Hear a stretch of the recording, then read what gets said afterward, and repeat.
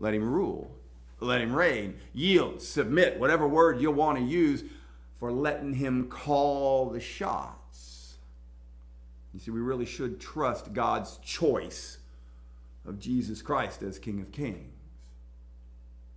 So the nations, the peoples, the kings, the rulers are rebelling. They're doing that in David's day. They did it in Jesus' day. They're doing it today. And God gets quite a bit of a laugh out of that, but it's not a cheerful laugh. It's certainly not a joyous laugh. It's one of those, oh, no, you didn't kind of laughs. David tells us God will speak to them in anger and terrify them. And then David tells us what God's words will be when he speaks to them in anger. He says, but as for me, I have installed my king upon Zion, my holy mountain. And in context, this is talking about King David. And if it stopped right here and didn't go any further, we would need to say that it's only about King David. But when we look at the rest of the psalm, we see some things stated that cannot be talking about King David. Psalm 2:8, the very next verse.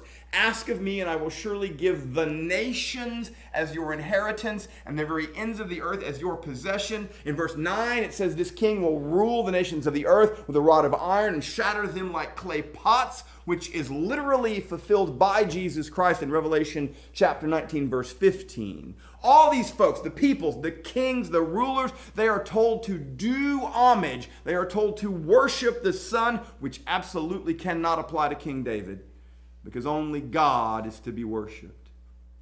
This verse is about David being appointed king of Israel, but it's also clearly about Jesus Christ. And we are told, we are called to trust God's appointed king.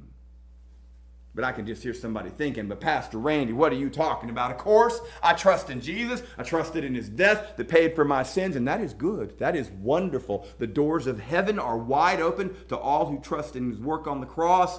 But do we trust in Christ for how we live day to day?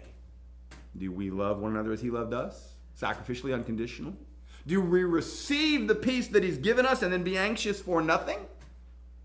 Do we turn the other cheek? Forgive folks 70 times 7. Trusting Christ for salvation is a once and done thing. Trusting Christ daily for how we live life is a lifelong process. Trusting in Christ daily for how we live life is the key to growth and maturity. It is literally how we walk in the light, abide in Christ.